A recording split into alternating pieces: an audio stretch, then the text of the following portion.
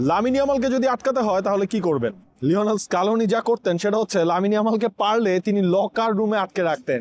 Match day -2-তে যখন Lionel স্কালোনিকে Spain নিয়ে কথা বলতে হয়েছে, সেখানে বড় একটা পার্ট ছিল লামিন ইয়ামাল। তিনি একই সাথে বলেছেন লামিন ইয়ামালের ফিউচার দুর্দান্ত, কিন্তু লিওনেল স্কালোনির টার্গেট তাকে আসলে সেই লকার রুমে তো তিনি আটকে রাখতে পারবেন না, কিন্তু মাঠে যেন লামিন ইয়ামাল সফল না হতে পারেন, এটাই আর্জেন্টিনারও টার্গেট।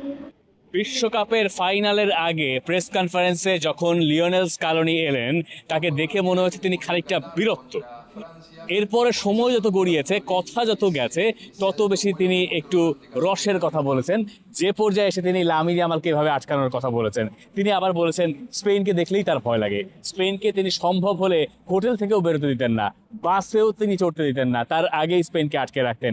এবং তিনি একটা শঙ্কার কথা জানিয়েছেন, যেটা আর্জেন্টিনা ভক্তদের মনে কিছুটা শঙ্কা তৈরি করতে পারে। সেটা তামাশার শুরু তিনি বলেছেন, রুচি চানাচুর 300 গ্রাম ও 500 গ্রামের ফ্যামিলি প্যাক, এক প্যাকে পুরো পরিবার।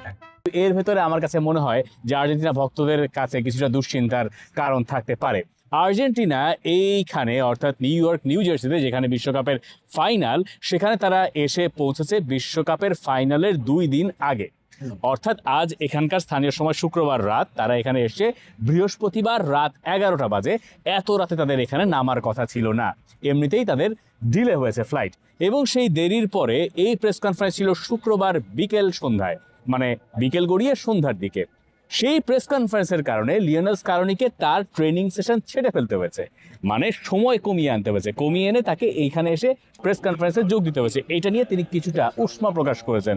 আবার তিনি এও বলেছেন যে টাইমিংটা প্রপারলি হয় নাই, এবং তার ট্রেনিং সেশন শেষ করতে তিনি হি ওয়াজ ফোর্সড টু ডু দিস। এরপরে তিনি আবার যোগ করছে যে স্পেনকে নিয়ে কাটাছেড়া করার ব্যাপারটা, মানে স্পেনকে নিয়ে আপনি বিশ্বকাপের আগে কতখানি কাটাছেড়া করেছেন। তখন তিনি বলেছেন যে বিশ্বকাপ খেলতে আসার আগে যে দলগুলোকে নিয়ে তিনি মানে গভীরভাবে কাজ করছেন, তার ভেতরে স্পেন ছিল না। কেন ছিল না, মানে এইভাবে তার বলেন না স্পেন ছিল না। তিনি বলছেন তিনি ব্র্যাকেট দেখে সম্ভাব্য প্রতিপক্ষ নিয়ে নাড়াচাড়া করেছেন, যারা যারা হতে পারতো। স্পেন যেহেতু আলাদা ব্র্যাকেটে, তাদেরকে নিয়ে পরের দিকে আলোচনা করার কথা।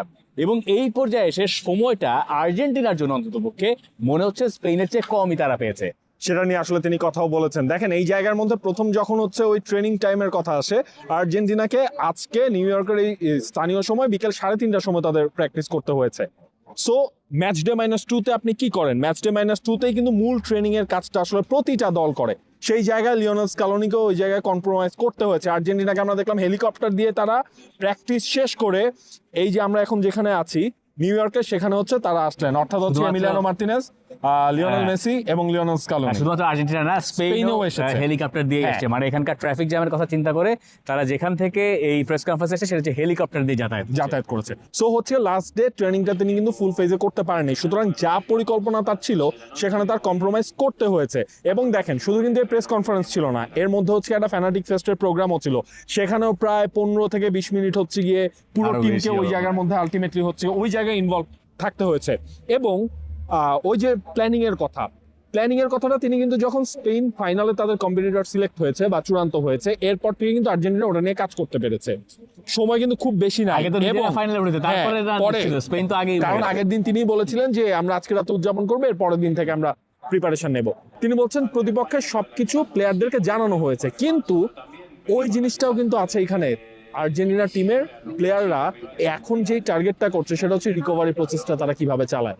কয়েকজন প্লেয়ার 100% ফিট না। লিওনেল স্কালোনির এখন মূল চ্যালেঞ্জটা, প্রথম যেই চ্যালেঞ্জটা, সেটা হচ্ছে প্লেয়ারদের রিকভারি প্রসেসটা 100% ওকে করা। সেটার জন্য স্পেনের থেকে তিনি একটু কম সময় পাচ্ছেন, কারণ একদিন আগে স্পেন ফাইনাল নিশ্চিত করেছে।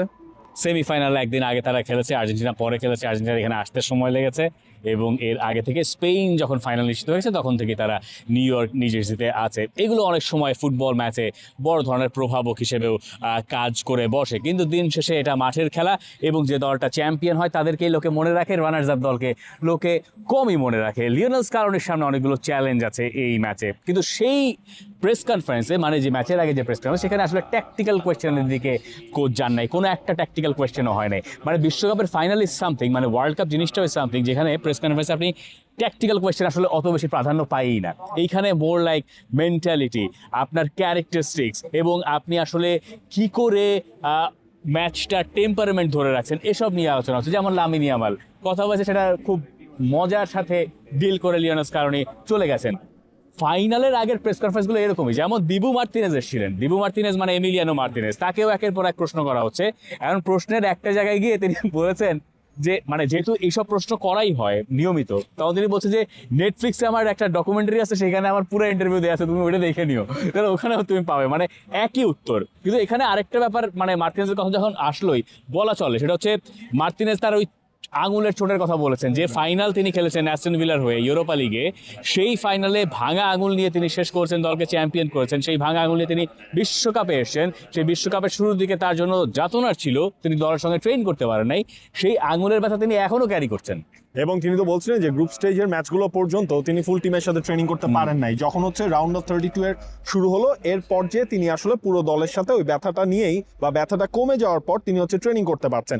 তিনি 2022 বিশ্বকাপের কথা বলেছেন। 2022-এ এমিলিয়ানো মার্তিনেজ কি ছিলেন, 2026-এ এসে এমিলিয়ানো মার্তিনেজ কি হলেন। অনেকে হয়তো বলছেন যে এমিলিয়ানো মার্তিনেজ বেশি গোল কনসিড করছে।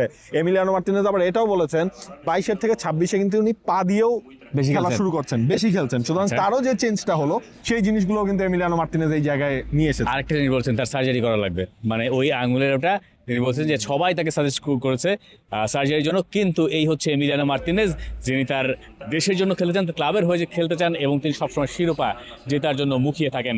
এখন স্পেন দল নিয়ে যা জানতে চাওয়া হয়েছে, সেটা তো লিওনেল স্কালোনি তার স্বভাব সুলভ কথাবার্তায় জবাব দিয়েছেনই। এমিলিয়ানো মার্তিনেজ তার মতো করে সেগুলো জবাব দিয়েছেন। আলোচনা আসলে এ পর্যন্তই। এর বাইরে আমরা কি আসলে প্রেস কনফারেন্সে কোনো ক্লু পেলাম, মানে দলের পরিবর্তন, বা যেহেতু এটা স্পেশাল প্রেস কনফারেন্স আমরা বলছি, বিশ্বকাপের ফাইনালের একদিনেরও একদিন আগে, মানে ম্যাচ ডে -2 বলতে যা বোঝায় হচ্ছে ম্যাচের আগে -2। এই প্রেস কনফারেন্সগুলো সাধারণত হয় ম্যাচের আগের দিন।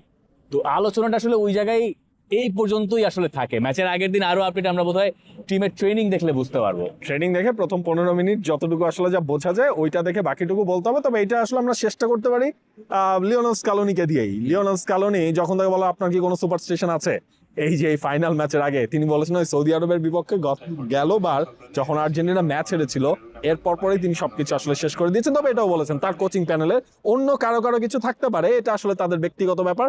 লিওনেল স্কালোনি এখন এগুলো নিয়ে আর কোনো কিছুই তিনি বিশ্বাস করেন না। একটা জুতো পরে তিনি মানে মাঠে নামতেন, ওই জুতো যখন সৌদি আরবের কাছে হারলেন, এরপরে জুতো ফেলে দিয়েছেন, দরকার নাই আর। এবং মজার ব্যাপার হচ্ছে সৌদি আরব ম্যাচে যে রেফারি ছিলেন, সেই রেফারি বিশ্বকাপের ফাইনালের রেফারি। আর্জেন্টিনা বিশ্বকাপে সবশেষ ম্যাচ হেরেছে কবে? সৌদি আরবের কাছে। নিশ্চয়ই এই কুসংস্কার লিওনেল স্কালোনি আর দিবু মার্তিনেজরা মেলাতে চাইবেন না, একেবারেই চাইবেন না।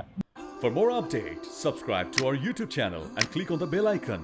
Follow us on Facebook and Instagram. Download T-Sports app to enjoy exciting games and highlights. Visit tsports.com.